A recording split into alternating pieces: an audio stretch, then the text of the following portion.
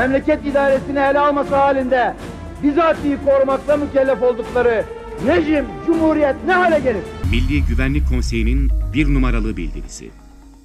Yüce Türk milleti, Türk Silahlı Kuvvetleri ülke yönetimine bütünüyle el koymuştur.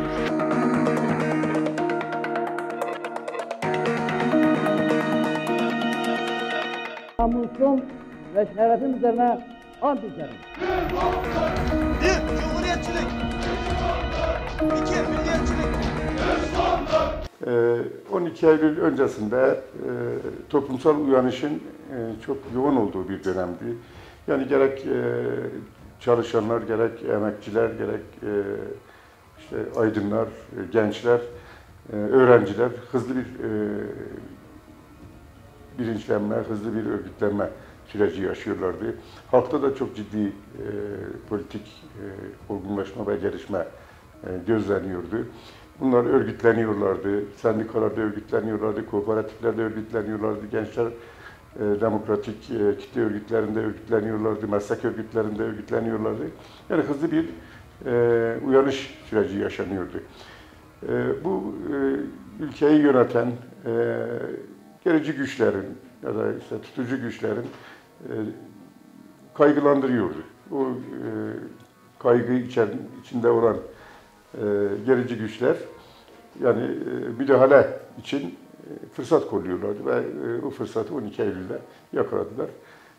Tabii 12 Eylül'e gelinceye kadar bu bahsettiğimiz karanlık unsurlar yani işte kontrgerler dediğimiz, derin devlet diye tanımladığımız çevreler bir yığın provokatif eylemler düzenlediler. İşte Maraş katliamıdır, Sivas olaylarıydı, Çorum'da Alevilere yönelik katliamdı, Malatya olaylarıydı. Bunlar müdahalenin gerekçeleri yapıldı.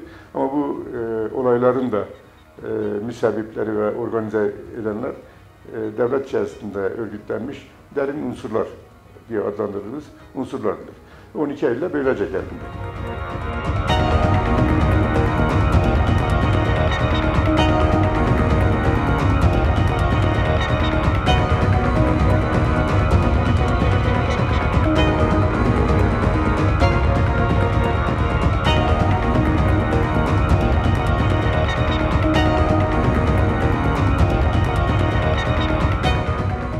12 Eylül oldu.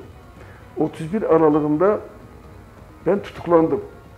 Yani gözetim altına alındık. İşte Karakaya'da çalışıyoruz. Karakaya'dan karakola getirdiler bizi. 17 kişi. 85 yılında bir itirafçının beyanı üzerinde o bölgede neredeyse her köye operasyon yapıldı. Ve bu operasyon sırasında 50-60 kişi gözaltına alındı. Bunlardan bir tanesi de bendim. Bir gün yemekhanede oturuyoruz. Baktık bizim Etbalık'ın çevresi çok geniş bir yerdir. Ne oluyor dedim ya bu tanklar ne? Dediler valla bilmiyoruz. Baktık 3-4 tane sivil adam girdi. Cemal Şen kim? Dedim benim. Böyle kaldırdılar, itelediler beni. Ne oluyor dedim. Ben memurum burada dedim. Dedi biz emniyetteniz. Sen işçileri örgütlemişsin.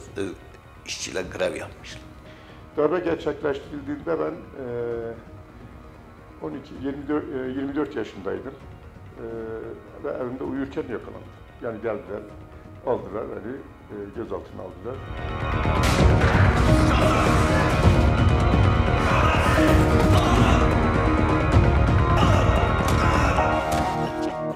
O zaman 16-17 yaşlarındaydım. Kışlada bizi bir barakaya yerleştirdiler. Gözlerimiz kapalıydı tabii. Sorgulama yeri de farklı bir yerdi tabii. O işkence yeri ayrı bir yerdi. Zaman zaman alıp götürüyorlardı. Orada da sorguluyorlardı JITEM tarafından. İskele karakolu vardı, emniyeti vardı bizi. Bir 15-20 gün orada misafir ettiler. Ondan sonra bizi sıkı yönetim komutanlığı emriyle bizi şu Toprak Kale'ye götürdüler. Orada eski ahırlar vardı, onları nezarethane yapmıştılar. 20-30 günde orada kaldık. Sonra bir gün geldiler dedi, serbestsiniz, bizi bıraktılar, biz geldik. Şunu çok açık söyleyeyim, ben bir fiske dahi yemedik, bak onu açık söyleyeyim. Biz Cumhuriyet Savcısı işte dava açma yer olmadığından dolayı bizi serbest bıraktırdı. Bizi tabii serbest bırakırken bizi öyle hadi elinizi kolunuzu sallayın gidin değil. Bizim önce gözlerimizi bağladılar. Bizi bir Revo kamyona koydular. Getirdi o Bakköprü Deresi'nde gecenin 1'i 2'si bizi bıraktılar. 33 günden sonra tabii biz mahkemeye çıktık. Mahkeme çok iyi hatırlıyorum. Savcı, sorgu savcısı bir tane teğmen rütbeliydi. Bir yıldız vardı. Ondan sonra bir hafta böyle çıktık, savcılığa çıktık. Sonra bir gün bizi var ya, grup olarak bir daha mahkemeye götürdüler. Orada bir tane yüzbaşı, biraz yaşça daha ilerlemiş, dedi ki, iyi niyetli bir insandı, dedi işte ben sizi tam işte şey zamanı, bahar geldi, iş zamanı, güç zamanı, ben sizi bırakıyorum. Hepinizi bırakıyorum, yani bir kısmı tabii. Sizi bu isim okudu. Dedi ben bir kısmını da tutukluyorum, sizi bırakıyorum ama savcı tekrar itiraz edebilir. Haberiniz olsun. Tabii ben o sırada beni de bıraktılar. Sorguda ilk etapta çok zor kullanmadılar. Ama Sıkı Yönetim Komutan Yardımcısının değişmesinden sonra şey değişti, tutumlarında değişikliğe gidildi. Yoğun artık kabadayak, işkence ve işkencenin her türlü modern tekniklerini uygulayarak yani insanları sorgularda geçirmeye başladılar. Ondan sonra Diyarbakır'a gittik tabii. Diyarbakır'da gözetim altına aldılar bizi. Şimdi Diyarbakır tabii 12 Eylül döneminde dışarıda kalanlar ayrı bir işkence çekiyor. İçeride olanların zaten her davranışı bir işkence.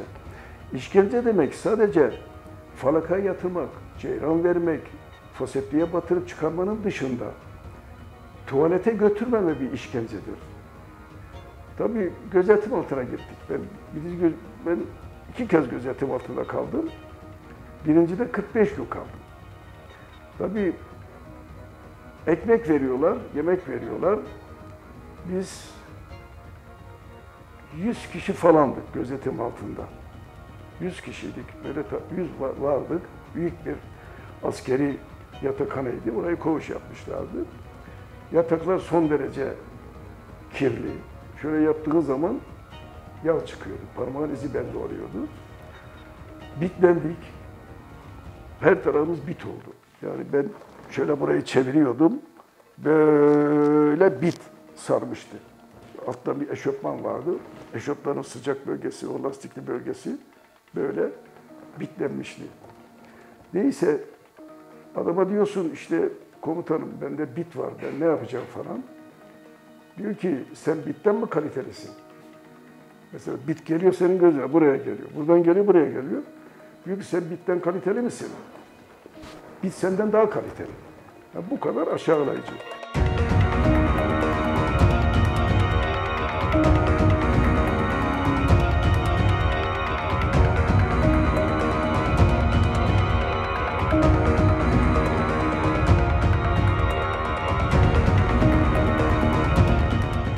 Polis sorgularında uygulanan yöntem genellikle falaka, askıya alma, Filistin askısı, tekerlek içerisine yani küçük tekerlek dediğimiz yani otomobil tekerinin içerisine insanları sokuyorlardı. Top gibi oluyorsun.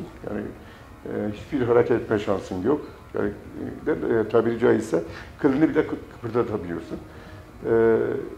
Elektrik şoku veriyorlardı. Soğuk su şoku uyguluyorlardı. Tazikli su şoku uyguluyorlardı. Yani bu tür uygulamalardı. Yoğun bir şekilde uygulanıyordu. Ben bu uygulamaların en ağırını 83 yılında ikinci kez soruşturmaya alındığımda yaşadım. O dönem 52 gün soruşturmada kaldık. Bu soruşturma süresince 52 günün hemen her günü işkenceyle geçti. 1983 82 3 Mart'ta ben askere gittim. Beni Ankara Temeskut'a verdiler. Oradan da Acemi Birliği bittikten sonra beni Amasya er yatağına gönderdiler. 1,5 yılım doldu. Ondan sonra şey oldu. Bir arkadaşımız tutuklanıyor. Bir arkadaşımız bizim ismimizi veriyor.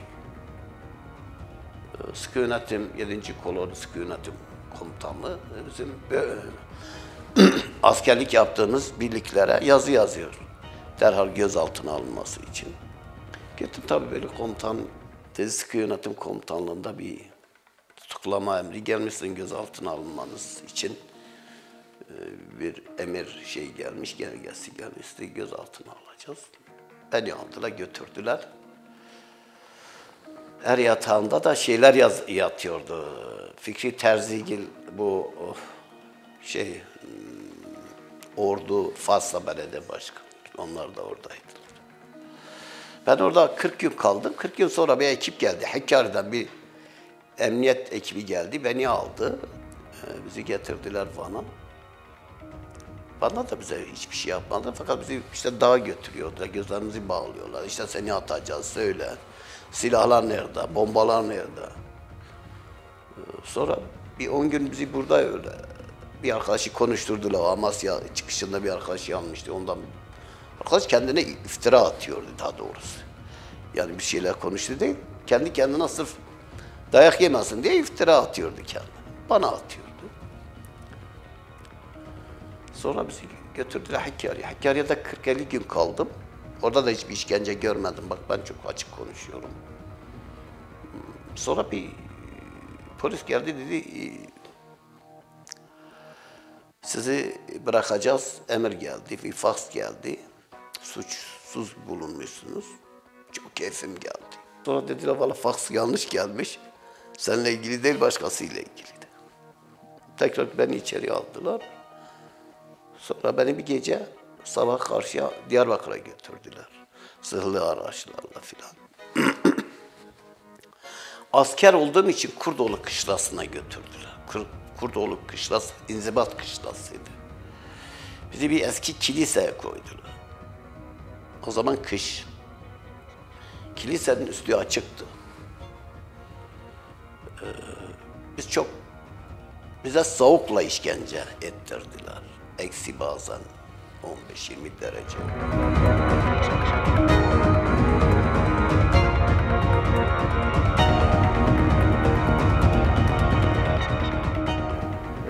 Yoğun bir işkence faslı yaşattılar.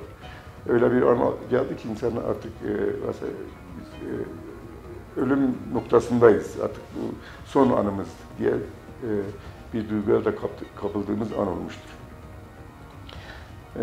Diyarbakır 5 Nolu cezaevine buradaki soruşturma bittikten sonra Diyarbakır 5 Nolu cezaevine gittik. 5 Nolu cezaevi yeni yapılmıştı. E tipi bir cezaeviydi. Yani o dönemin en modern cezaevlerinden biriydi. Bütün diğer sıkı yönetime bağlı cezaevlerinde yaşayanlar hepsini orada topladılar. Bizler de Van'dan gittiğimizde ilk 5 Nolu cezaevine misafir edildik. Gece 3'te bizi uyandırdılar. Ondan sonra ters kelepçe yaparak 2 tane otobüs. 2 tane otobüsle, 2 tane eski o 302 otobüslerle bizi bindirdiler. Tabii o sırada yani herkesin üzerinde kışlık elbise vardı, palto veya mont, kaban tarzında. Bizi o otobüslerle yaklaşık 10 saat, 12 saat yol gittik. Hiç kimsenin kelepçesini sökmediler, açmadılar. Bir ihtiyaç molası bile vermediler.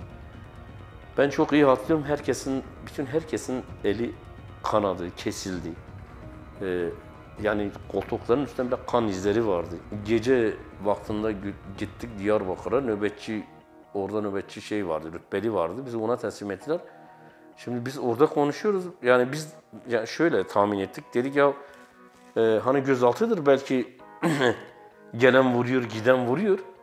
Burası artık cezaevine gideceğimiz için bir şey yok. Yani biz öyle biliyorduk. Ya tam daha biz koğuşa gitmeden her taraftan gelen vuruyor. Yumruk vuruyor, job vuruyor. Biz gittiğimizde tabii o zaman tek tip elbise giydik zaten. Aynı gün bize tek tip elbise giydirdiler. Biz koğuşa gittik. Sabahleyin bir grup asker geldi. Başlarında da bir tane çavuş. Geldi özellikle bana dedi, sen nereden geldin dedim, işte falan yerden, Vanlıyım dedim. Saatlerce dövdü beni, dövmeye çalıştı, dövdürdü. Sen dedi işte bu yaşta nasıl devlete isyan edersin, devlete nasıl baş kaldırırsın, işte gelsinler artık sizi kurtarsınlar burada falan. Küfür, hakaret. Bunları hem işkence yaparken bunun yanında zaten küfür de var yani. Yani ağza alınmayacak hakaretler. Lastikle işkence, araba lastiğin içine koyuyorlar. Top oluyorsun, ayağına vuruyorlar seni patlayıncaya kadar. Mesela benim ayağım patladı. Paramparça oldu. Ondan sonra tuzlu suyun içinde beni yürüttüler. Ondan sonra ceyran veriyor, bu parmağına veriyor ceyranı, kulağına veriyor ceyranı, ayağına veriyor, ayak parmağına veriyor ceyranı falan. Bağırıyorsun, çağırıyorsun. Ondan sonra 3-4 saat su vermeyin diyor. Su verdiği zaman ciğerlerin yanıyor. O içeride ceyranın verdiği hararetten dolayı. Zaten gözetim işkencehane de şöyle bankın genişliği, arkasında tahta var. Arkaya yaslanmayacaksın. Şöyle duracaksın. Şöyle. Böyle duracaksın. Böyle yok. Böyle yok. Arkaya yaslanmak yok. Yaslandığın zaman elinde bir job var. Vurabildiği kadar vuruyor. Böyle duracaksın. Böyle. Düşün. Ben sanırım ilk gidişimde 45 gün kaldım bu şekilde. İçeride eğitim yaptırıyorlar. Yapmaya sıra geldiği zaman yer siyah beton, 4-5 tahta koyuyorlardı. Ayakkabıları başınızın altına koyun. Herkes birbirinin ayağına yakın bir yerde. Şöyle yatacak. Nizami şöyle. Bu el burada olacak, bu el de burada olacak. Nizami böyle arka üstü yat, ön üstü yat falan yok. Böyle bir şekilde nizami yatacaksın. O şekilde yatmadığın zaman elinde job, gece geliyor seni uykuda vuruyor. Yani orada en büyük problem uykusuzluk problemi. Bilinçli olarak uykusuz bırakıyorlardı ki örgütleri çözmek istedikleri zaman çözülsün. Yani enerjisi kalmasın insanın. Enerji tükenince adam diyor lanet olsun, ne olursa olsun, ne soruyorlarsa ben yanıt vereyim. Onların dediği şekilde yanıt vereyim gibi bir hal vardı. Ellere zaten vura vura benim bu yüzük etin içinde kalmıştı. Sorgu sürecinde de vardı. Yani dediğimiz gibi askıya alma, askıda uzun süre bekletme, tabutlara koyma. Yani tabut dediğimiz tabutluklar bir insanın ancak ayakta durabileceği kadar vardı. Yani sığdırabiliyorsun. Kapıyı kapatıyor. Sen hiç sağına soluna kıpırdama şansın yok. Orada günlerce öyle ayakta bekliyorsun. Tabii bu insanın direncini kırıyor. Yani uykusuz kalıyorsun, sürekli ayakta durarak artık yorgunluk. Ve biz bu koşullarda ayakta yatmayı öğrendik. Saniyelik uykular bize uyku ihtiyacımızı giderecek noktaya geldi. Yani bir anda gözümüzü kapatıyorduk. Yani o anlık artık kaç saniye uyuduksa o bize bazen günlerce yetebiliyordu.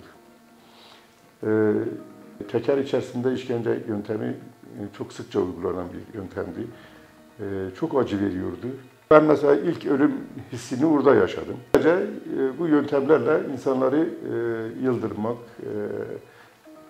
kişiliklerinden uzaklaştırmak, kişisizleştirmek gibi hesapları bu işkenceleri yapıyorlardı.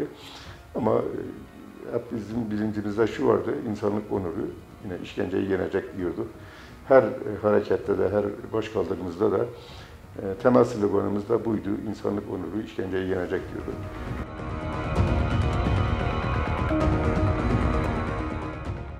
Cezaevinin girişinde karşılama var. Merhaba deme karşılaması var. Oranın amiri meşhur bir yüzbaşımız vardı. Bir köpeği vardı Joe. sıra dizdiler. Tek tek işte kimsiz, necisin, hangi ürküttensiniz. Sonra köpeği bize işte havlıyor, bizi ısırmaya kalkışıyor. Ben de bilmeden şöyle ayağımı vurdum. Ay sen misin? Köpeğe ayak vuruyorsun. Bizi yere yıktılar, su sıktılar, araslarla girdiler, perişan ettiler. Yüzbaşı Esat Oktay Yıldırım'ın köpeği vardı. O köpeğiyle seni süründürüyorlardı. Yani hamamın içerisinde süründürüyorlardı, sırt üstü süründürüyorlardı.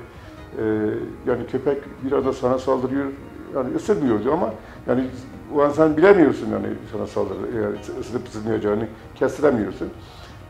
Tam dişini geçirecek orada duruyordu. İşte, tabii o duyguyu yaşayın artık. Gözetim orada bir hafta kaldık, mahkemeye çıktık, tutuklandık tabii. Tutuklandık, cezaevine gittik. Cezaevinde Esat Oktay Yıldırım vardı. İç güvenlik amiri yüzbaşı. Gittik, böyle büyük bir salon var.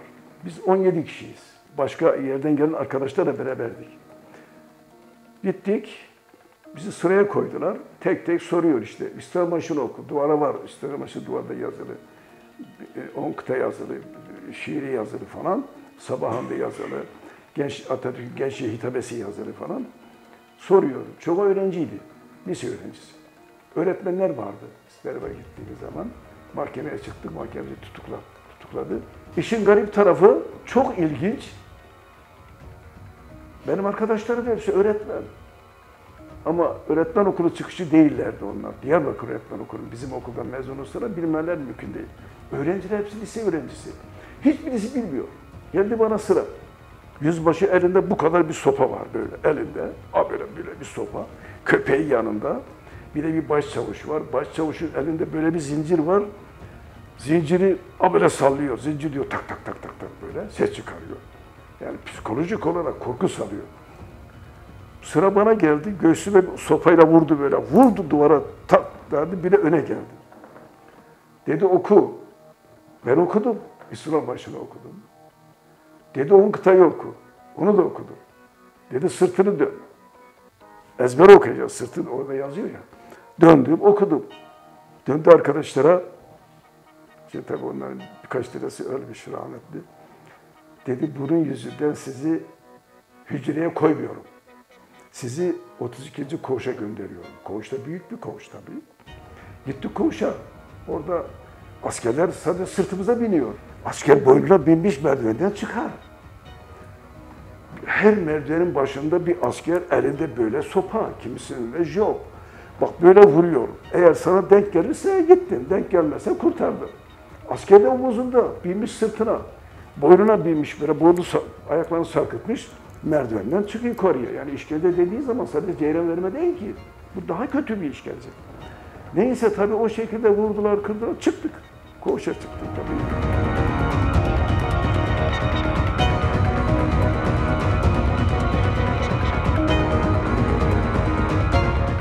Beni verdiler 32. koğuşa. 32. koğuşa gitmeden önce bizi çıkarttılar, hücreler çıkarttılar, tek kişilik hücreler.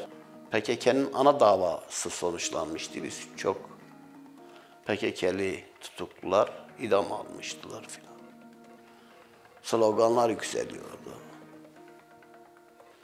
Yani ne diyelim, anlatılmaz bir geceler yaşadık. Sonra bir 15-20 gün sonra bizi koğuşlara aldılar. Ben 32. koğuşa geldim. 32. koğuşun mevcudiyeti 154 kişiydi mevcudu. Merdivenin altında bir banyo vardı, bir hamam tarzında bir banyo. Sonra herkesin üzerindeki elbiseyi çıkardılar. Ondan sonra joplarla, tabii askerler bu sefer joplarla bize gittiler. Herkes yani yere yıkılana kadar dayak yedi orada. Bizi bir üst kata çıkardılar. Üst katta meğerse gözaltıymış. Gene gözaltıymış. Yani bir ay burada kaldıktan sonra hemen oraya götürüp mahkemeye çıkarmadılar. Yargıçlar da zaten askeri üniformalı insanlardı. Şimdi biz evet, temiz bir yere gittik, ranzalı bir yer. Bir oda, yani 20-30 kişinin kalabileceği bir yerde, yatabileceği bir yerde 100 tane insan vardı. bölgeden insanlar oraya geliyor. Sabah 7'de koğuş kalk vardı. Kalktığımız sırada da şeyin içinde bir tane bidon vardı, musluklu bir bidon. Ona su dolduruyorduk. İnsanlar su içmek için. Veya bazen de işte elini yıkıyorsun, yüzünü yıkıyorsun orada. Altında da bir leğen vardı. O leğeni de doldukça biz götürüp lavaboda boşaltıyorduk. Şimdi sabah bir tuvalet şeyi vardı, bir tuvalet ihtiyaç molası vardı, yani sırası vardı. O da son sayı 3 diyorlardı. İnsanlar daha girmeden girmesiyle beraber hemen son sayı sayıyorlardı ve bir saniye geç kaldığın zaman da yine dayak, job ve dayak. Gece yarısı insanlar oraya çiş yapıyorlardı veya işiyorlardı. Sabah kapıyı açıkları gibi diyorlardı, vukuat var, gelin için bunu ve bize orada o pisliği içtiriyorlardı. Belki cehennemden daha kötü bir yerdi.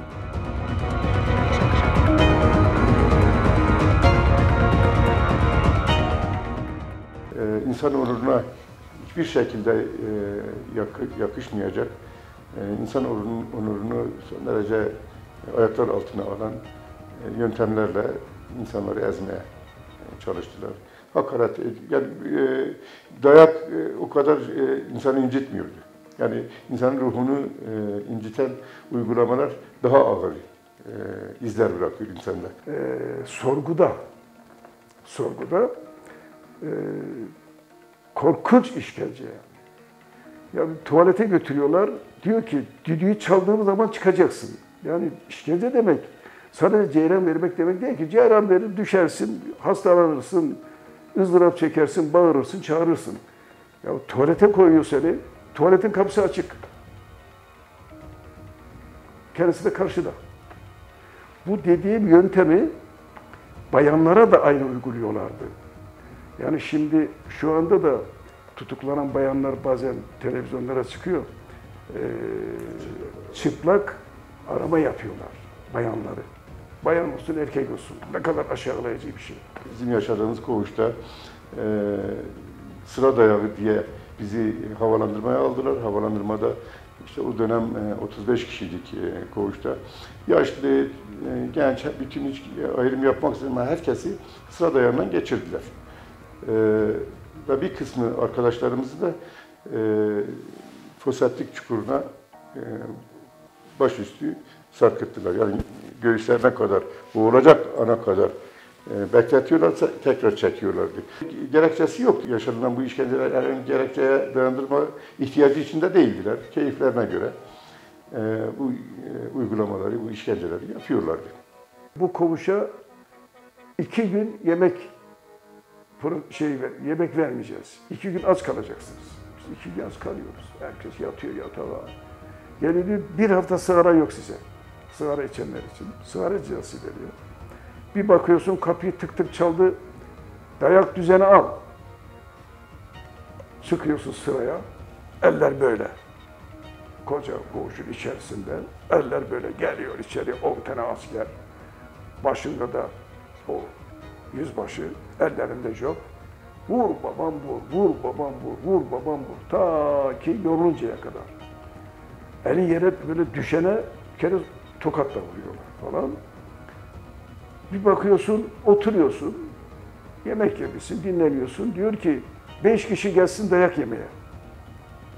Açıyor o kapağı, kapının kapağını.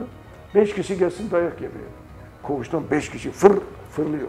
Vuruyorlar, ağzı, burnu birbirine karışıyor, elleri şişiyor, ondan sonra gönderiyorlar. Aradan geçiyor 3 saat, diyor yeni bir ekip gelsin. Yani sadece sorguda yapılan işkence değil, yani koğuşta da aynısını yapıyorlar. Bir tane Suruçlu bir arkadaş vardı. Kenküm etti, vurdu, adam düştü yere. Bayıldı. Onu götürdüler evine. Belki de öldü yani, kimse haber alamıyorsa. Zayıf birisiydi. Şöyle vuruyorlar, böyle vurduğu zaman burasına beyin zedeleniyor. Düştü yere, baktılar kalkmıyor. Yanımızda aldılar, götürdüler. Onun üzerine korktular. Ölümden çok korkuyorlar. Hoca diye bir arkadaş vardı, koğuş sorumlusu, Mardinli. Çünkü bir dayanışma vardı, bir yoldaşlık ilişkisi vardı. İnsanların o korkuyu yenmesi için güzel bir eğitim vardı. Orada çok şeyler öğrendik. Sonra biz işte uzun bir süre yattık. İşkenceler has safhada. Ziyaretçi geliyor. Bizim bir komün yaşamı uygulama koymuştuk. Dışarıdan bize, ailemiz bize para yatırdığı zaman bizim direkt ana hesaba gelirdi. Kimse para alıp kullanmazdı. Sizin hiç paranız gelmesin, benimki 1 trilyon gelse hepimiz ortak. Kimse zaten sormaz bana ne geldi, ne kadar param var, ne olacak. Bir ara ben çıktım, bir tane o büyük fare gördüm orada, ölü bir fare. Arkadaşım biri bana dedi ki, dedi Celal dedi, bu fare var ya dedi, eskiden olsaydı, 2 sene önce olsaydı bunu bize yedireceklerdi. Açık görüş sadece bayramlarda olabiliyordu, resmi bayramlarda.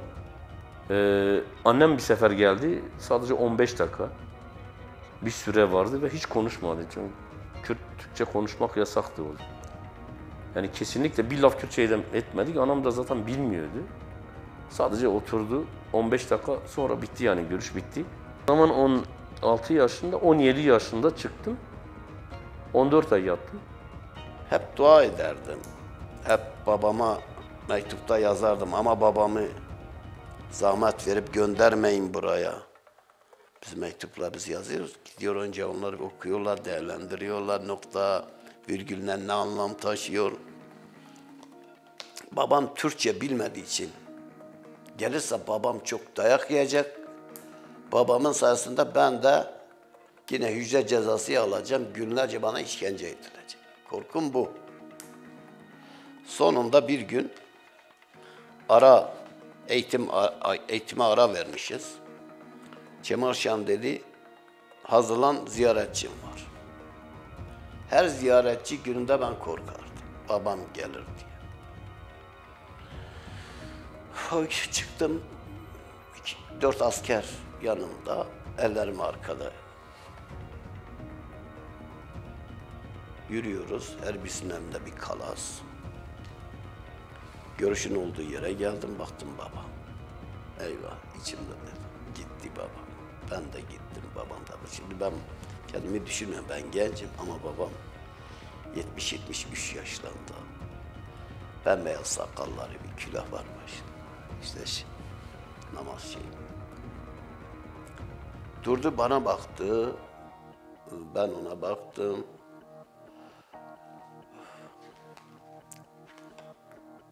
Babamın gözlerine baktım, gözyaşları indi. Dedi ki, Kürtçe dedi, babam çok zengindi, Norduz'un en zengin adamıydı. Dedi, kırım merak enake, çen malımı se berpazımı biç tezite xilas kemişir. Babama arkadan bir kalas vurdular. İnan ki bir bomba sesi çıktı. Babam yıkıldı, gözleri gitti. Ben slogan atmaya başladım. Artık ben de kendimi kaybettim. Faşistler dedim bir gün gelecek hesap sorulacak sizden. Bu yaşların hesabı çok iyi soracağız. Beni de yatırdılar artık, beni götürdüler. Ben 40 gün sonra koğuşa dönerken ne tırnaklarım vardı, ne bir şey vardı. Bana koğuşun yatağında 20 gün suya bisküvit katarak, hamurlaştırarak dişlerim açılmıyordu. O kadar işkence görmüştük. Beni bir daha dirilttiler yoldaşlar. Öncesinde görüşmeler başlı başına bir işkence sebebiydi. Çünkü Türkçe bilmeyen anneler geliyordu, hiç konuşamıyorlardı. Konuşmamaları bile suçtu sebebiydi. Dayak sebebiydi, işkence sebebiydi. Mesela bir Suruçlu bir arkadaşımız, koğuş arkadaşımız annesiyle görüşemedi, konuşamadı. Annesi ona baktı, o annesine baktı. Çünkü annesi Türkçe bilmiyor. Görüş bittikten sonra askerler geldiler işte Üsteğmen. Sen annenle niye konuşmadın? Annem Türkçe bilmiyor. Niye öğretmedin? Yani çocuğu elden ayaktan düşürdüler. Yani diyorum ya, işkencenin hiçbir gerekçesi yoktu. Yani adam vurmak istediği, işkence yapmak istediği insana gerekçe yaratıyor. Sen annene niye bu yaşa kadar Kürtçe öğretmedin? Aradan tabii geçtiği bir süre ben mahkemem çıktı. Ben 3 davadan yargılandım. Bir dava Töbder davası. Töbder davasından 3 ay ceza aldım. Bir de yasak yayın, ikinci gidişimde yasak yayından yargılandım. Bir de Özgürlük Yolu davasından, PSK davasından yargılandım. Kanıt olmadığı için, şimdi olsa ceza verirlerdi. Kanıt olmadığı için ben beraat ettim. Onda yargılandım. 18 mahkeme oldum. Kanıt bulamadılar. Şey yoktu. MİT raporuna göre beni yargılıyorlardı. Çünkü üzerime herhangi birisinin tanıklık etmesi söz konusu değildi. MİT rapor vermişti. O rapora göre beni yargılıyorlardı. Beraat ettim ondan. Evet. Ondan sonra tabii sonra biz çıkınca da hep gözetim altında kaldık. Mesela bazen köydeydim o zaman, bazen karakol arardı, hemen gelsin diyorlardı, Çatay'a gelsin. Gidiyorduk, birkaç defa öyle çağırdılar. Gittim de bir soru da sormadılar. Sadece görmek istediler. Ondan sonra böyle psikolojik bir baskı da vardı. Kızım ben cezaevindeyken oldu ilk Leyla. Ben 5 yaşına kadar özellikle babama söyledim, getirmeyin. Yani eşimi istemedim. Bu koşulları yaşamalarını görmelerini istemiyordum. Tabii ilk geldiğimizde yani 5 yaşına gelmiş kızım yani tanımadım. Velhasıl sonunda tahliye oldum. 6 aylık bir ceza aldım. Döndüm, geldim. 1 yıl, 1,5 yıl biraz yabanilik çektim. Toplumla buluşamıyordum, uzlaşamıyordum. Toplumla çok böyle ön yargılıydım. Kimseye güvenmiyordum. Cezaevini özlüyordum, yoldaşlarımı özlüyordum. O işkence her ne kadar bir yerimizi acıtıyorsa da bir yerde bize bir ruh geliştiriyordu. Kararlılık, onurluluğu geliştiriyordu. Biz daha çok inatlaşıyorduk o konuda. Cezaevi koşullarına çıktıktan sonra yani mesela kendi şeyimizi dinliyorduk. Yani bünyemizi dinliyoruz, ruhumuzu dinliyorduk. Örneğin çok uzun süreli çınlama sesi. Yani kulaklarımda ve sürekli özellikle gece yatarken bir siren sesi gibi, uzaktan gelen siren sesi gibi şey olurdu. Yani ses gelirdi. Bu siren vınıltısı gelir, yoğunlaşır bir yerde patlardı, bütün vücudum sarsılırdı. Ya cezaevi, Diyarbakır cezaevi gerçekten böyle kelimelerle, cümlelerle anlatılacak bir yer değildi. İnsanlık dışı işkenceler gördük, gözümle gördüm, yaşadım. İnsanlığımdan utandım. Ama yapanlar hiç utanmadılar. O zamanki mahkemeler, şimdiki mahkemelere sanki bana göre daha adaletliydi. Yani şimdi şu anda ben iki tane gizli tanık beyanları üzerinde yargılanıyorum. O zaman itirafçı geliyordu, bir şey söylüyordu. Yani bir tane çelişki ifade verdiği zaman mahkeme kanaat getirmiyor. Ama şimdi öyle değil. Ben kamuda çalıştığım için ben partilerde yer almadım ama bütün arkadaşlarımızla aynı düşünceyi paylaştım. O zaman da paylaştım. Hiç pişmanlık duymadım. Hiç. 4 yıl işsiz kaldım. İğnenin ucu kadar. Vay efendim niye böyle yaptım da niye beni baştan çıkardılar, beni şey yaptılar şundan. Hiç, hep gurur duydum. Hiç iğnenin ucu kadar işsiz kaldım, amelilik yaptım bir arkadaşın şantiyesinde. İğnenin ucu kadar rahatsızlık duymadım. Onur duydum yaptığım işten. Çünkü siyasi mücadeleye katıldığınız zaman kimse için katılmıyorsunuz ki. İnandığınız bir şey varsa o ilkeler çerçevesinde politika yapıyorsunuz. Ona göre kimse için politika yapmıyor ki. İnanıyorsan halkına, şuna buna inanıyorsan, demokrasiye inanıyorsan mücadele ediyorsun. Kimse kimseye zorlamıyor. Bizim dönemimizde kimse hep gönüllüydük biz. Biz hep gönüllüydük yani. Cebimizde 3-5 gün paramız olurdu. Biz yardım ederdik. Yayın okurduk, şunu okurduk, bunu okurduk. Dünya kadar kitap okurduk bizim gençliğimizde. Ve şimdiye kadar da bak ben 1975'ten beri PSK'liyim. Kürdistan Sosyalist Partisi üyesiyim. Daha sonra tabii parti illegaldı, legal oldu. Şimdi parti legaldır. Mahkeme, Anayasa Mahkemesi'ndedir dava. Anayasa Mahkemesi'nden dava netleştiği zaman yine aynı partide üye olacağım. Üye olayım, olmayayım yine arkadaşlarımla aynı düşünceleri paylaşıyorum. Demokratik bir şekilde silah elimize almadık, silahla ilişkimiz olmadı. Demokratik olarak karınca kadarıca politikamızı yapıyoruz dostlarımızla beraber. Ben 80 yılında 12 Eylül'le birlikte tutuklandıktan sonra 87'ye kadar toplam 6,5 yıl kadar cezaevinde kaldım. 12 yıl 6 ay ceza aldım. Yargıtay, yani benim ceza alma sürecimde de çok çarpıcı şeyler var. Çünkü yani diyelim ki yani suçladıkları şeyle ilgili hiçbir belge yoktu dosyamızda. Ne bir itirafçı ifadesi vardı, ne bir şikayetçi vardı, yani ne kendi beyanımız vardı. Hiçbir belge olmadan sırf işte yasal olarak kurulmuş bir dernek yöneticisi olmamızdan dolayı bize 12 yıl ceza verdiler. Bu ceza da hiç tereddütsüz Yargıtay'da onaylandı. Yani birçok arkadaşımızın cezaları bozulmuş olmasına rağmen Van'daki görev yapan arkadaşlara verilen cezalar ilk incelemede onaylandı. Böylece kesinleşmiş cezamızı 87 Mayıs'ına kadar yatarak çektik. 87 Nisan'da tahliye olduk.